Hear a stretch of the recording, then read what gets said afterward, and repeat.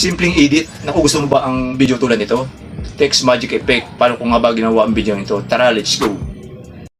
Eto na mga katerol, simula na po tayo. Punta po tayo dito sa CapCut and then punta tayo sa album mga idol. Kunin po natin dito yung video na sinave natin. Kunwari po, arte-arte tayo mga katerol. Okay, nandito na po tayo and then hanapin po natin ang sukat 9:16 po dito sa ratio. Okay, nandito na po tayo mga katerol.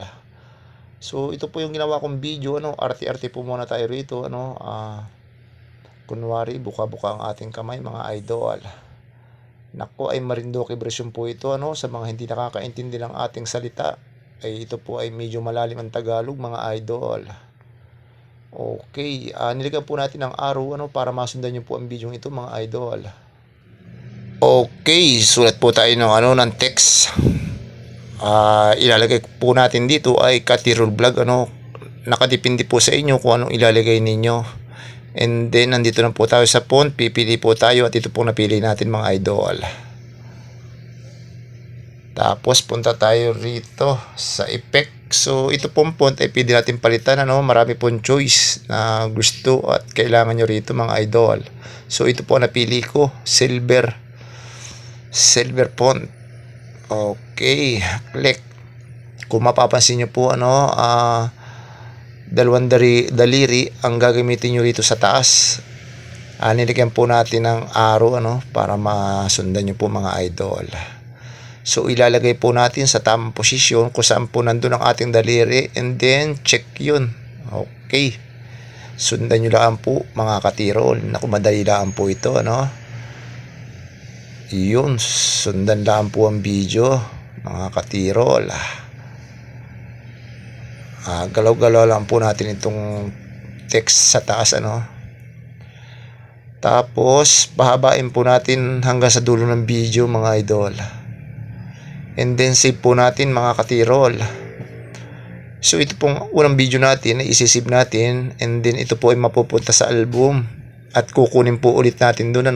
I-open ulit natin ng CapCut.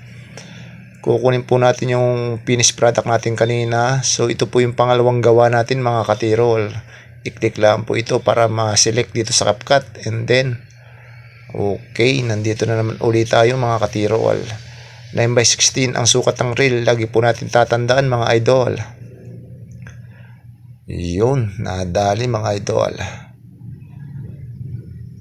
Doon tayo gagawa tanggalin po natin ang CapCut na yun. Tapos kung mapapansin nyo po, i-add po natin kanina yung unang video na walang text. Tapos i-overlay natin to mga katirol. Pag in-overlay natin po ito ay bababa, hindi hahatakin po natin dito pakaliwa. So itatapat natin dun sa unang video hanggang sa huli. Itatimin po natin mga idol. So dito po tayo sa bidyong ito, itong nasa ibaba ay mag-i-split po tayo rito. Itatiming po natin dito sa pagyuko. At pag nagyuko na po tayo ay ating i-split and then i-delete natin itong bandang kaliwa dahil hindi na po natin kailangan mga idol. Ito pong na-split natin ay i-remove background po natin.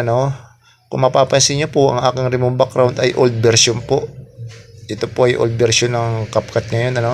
So ito po ay may ginawa po tayo para tayo ay naka-old version pa rin po.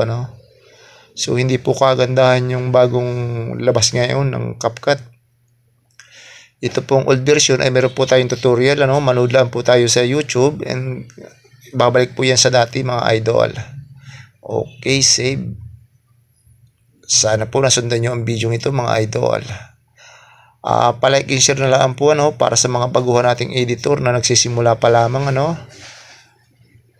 Like and share para makatulong sa ating kapwa editor mga idol.